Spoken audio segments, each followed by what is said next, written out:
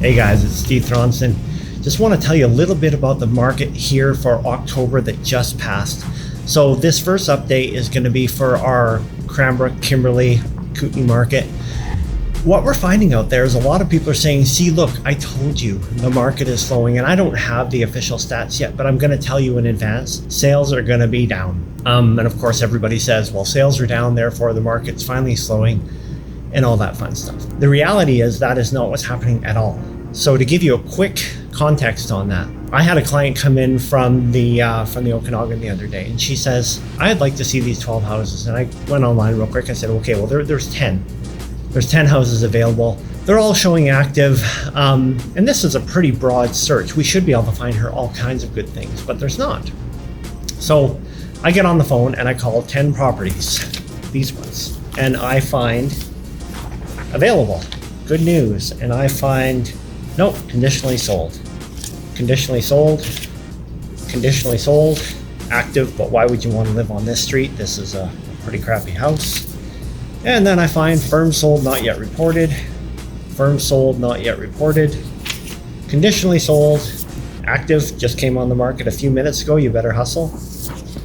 And looks like conditions are going to be removed today.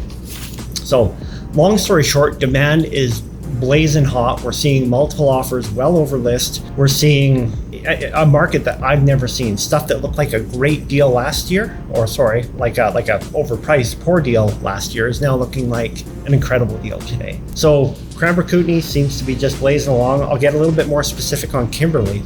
We do a lot of Kimberley condominiums up at the ski hill, and we're finding the same thing up there. Stuff that was selling last year, like literally a year ago for, 110, 120 on a good day. These things are flying off the shelf now at 175. Also seeing a lot of demand in a lot of other places. We saw one that went to multiple offers the other day and came in 60,000 over list price. So it's certainly happening up there.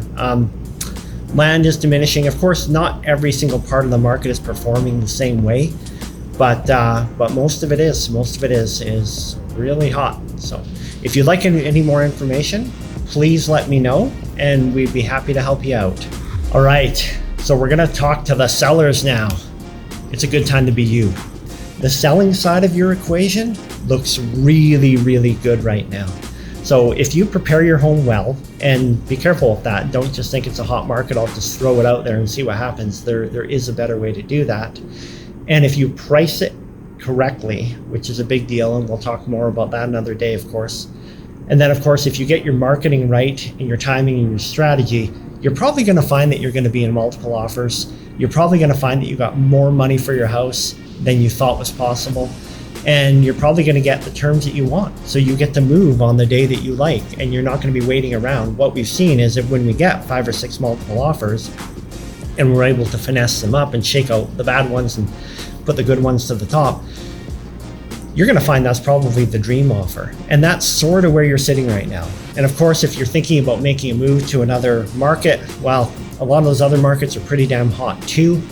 You're going to want to have a strategy talk with somebody who knows what they're doing and make sure that you're putting things in the right order. And to give you some perspective, we will have people who sold their house in Calgary, and they'll come out here and they're looking around going, oh my gosh, there's nothing to rent, there's nothing to buy, what do we do? And of course that creates a decision that is not always optimal.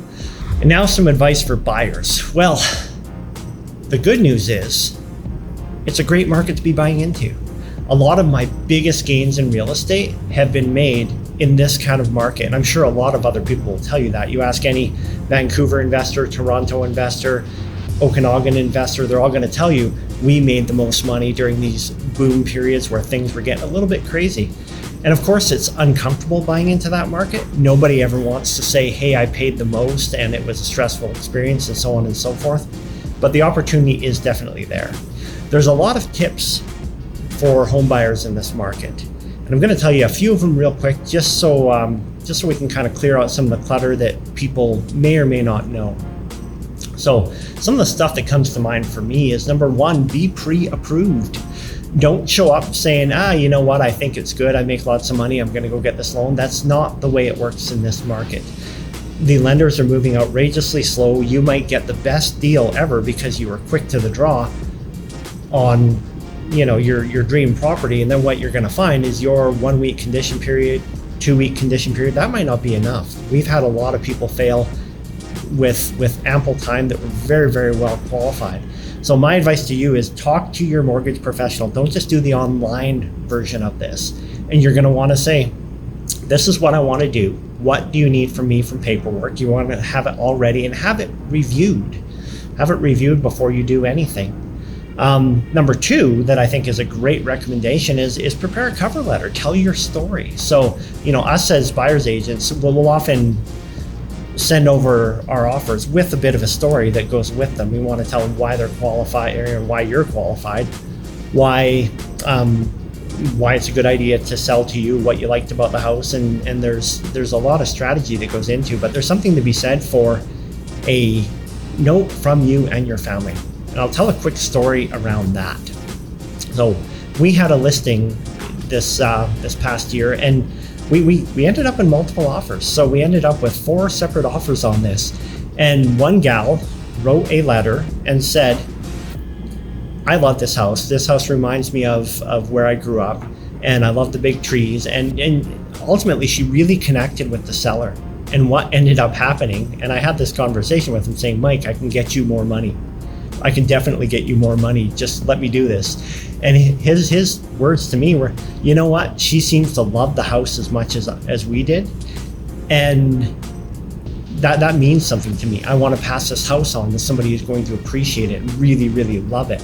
And I mean, it was a warm, fuzzy moment for me. I like to negotiate. I think we could have done better.